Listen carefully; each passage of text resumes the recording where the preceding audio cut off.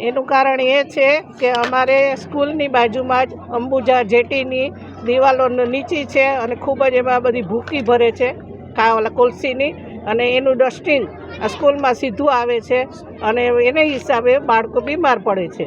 અને બીમાર પડે એટલે શરદી ઉધરસ જેવી કોઈ બીમારી આખું વરસ ચાલે છે અને બાળકો ભણી શકતા નથી. અને અવારનવાર જો બીમાર પડે બાળકો તો બાળકો ભણી ન શકે તો બાળકો આગળ ન વધી શકે.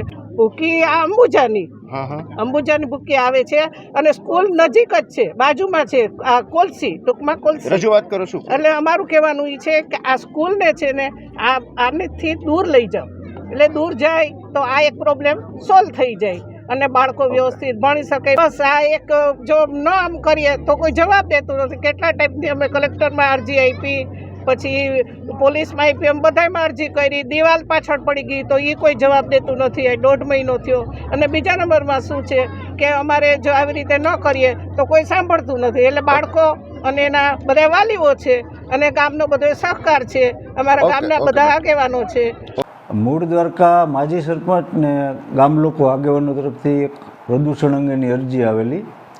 એમાં કલેક્ટર સાહેબની સૂચના મુજબ તાત્કાલિક તલાટી સર્કલ લઈ અમે સ્થળ ઉપર ખરાઈ કરી. બધી સ્કૂલમાં, આંગણવાડીમાં જે કાંઈ ડસ ઉડે છે કંપની તરફથી એનો સર્વે કરી રોજકામ કર્યું અને જીપીસીબીને તાત્કાલિક પગલાં લેવા માટે મોકલેલ.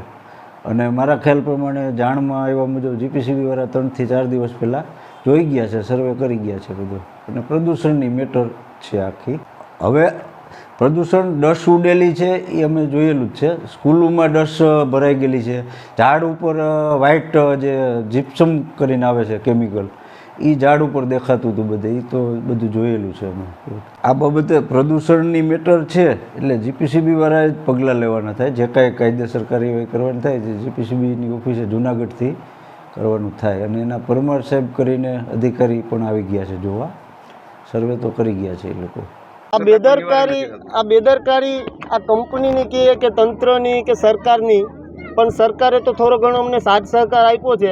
પણ કંપનીની આટલી બધી બેદરકારી છે કે આજના આ પવિત્ર દિવસે અમારે બાળકોને લઈને અહીં બેઠવું પડ્યું છે રોડ પર ભણાવવા માટે. સ્કૂલ એવી કોઈ સ્કૂલ નથી રહેવા દીધી કંપનીએ, કે કોઈ આંગણવાડી કે કોઈ આરોગ્ય સેન્ટર કે પંચાયત કે ત્યાં લોકો બેસી શકે શાંતિથી, કે બાળકો ભણી શકે. છતાં પણ આટલું બધું પ્રદૂષણ ને આટલું બધું કોલસી અને જીપ્સમ આટલા અનહદ પ્રમાણમાં ઉડે છે. તેનું લાઈવ અમે મામલતદાર સાહેબને પણ બતાવેલું છે, જીપીસીબીના અધિકારીને પણ બતાવેલું છે કે અનહદ એના નિયમ કોઈ જીપીસીબીના પ્રોડ્યુસન બોર્ડના નિયમ 152માંથી એક કઈ નિયમનું પાલન નથી કરતા. એક કઈ માંગ ન સંતોષાય તો આ જે પોઝિશન છે ને બાળકોને, એ જ પોઝિશન પર અમે કાયમી અહીંયા ભણાવ્યું. અમે આટલી હદ પર જાઉં કે અહીંયા જ ભણાવવાના છે આ બાળકોને. અમે તડકામાં બેઠી અને આનું ભવિષ્ય અહીંયા સુધાર્યું, કારણ કે તંત્ર અમને ધ્યાન નથી દીધું. આ કંપની આટલા બધા આ લોકોને એમડી લોકોને અમે રજૂઆત કરી, બરોબર, પગ પકડવાનું બાકી રહ્યું છે, છતાં પણ એ લોકો અમને અનહદ જવાબ આપે છે અપશબ્દો દ્વારા. અમારે નિશાળમાં ડસ્ટિંગ ઉડે, બાળકોના રમતા હોય, પછી જમતા હોય તો કોલસી ઉડે. હમણાં તો 15-20 ફૂટની દિવાલ પડી તો અમારા બાળકો તો આજુબાજુમાં રમતા હોય. જો બાળકો પર પડી ને બાળકોને લાગી ગયું તો એની જિમ્મેદારી કોણ લે? આ અંબુજામાંથી ઉડીને ડાયરેક્ટના નિશાળે આવે, અમારા સેન્ટર આરોગ્ય સેન્ટરમાં આવે તો બાળકને કેટલું નુકસાન થાય. જમતા હોય તો એના પેટમાં જાય, વારંવાર માંદા પડે તો અમારે ખર્ચો તો કરવો ને. તો અમને ગમે ના બીજે નિશાળ બનાવી દે ને એનું જિમ્મેદારી લે કે આવી રીતના અમે સાઈન કરી દઈએ તો અમે અહીંથી વયા જાય. અમે બધીને વારંવાર બધીને અમારા મામલેદાર સાહેબને બધીને સરપંચ બધીમાં જાય જ છે.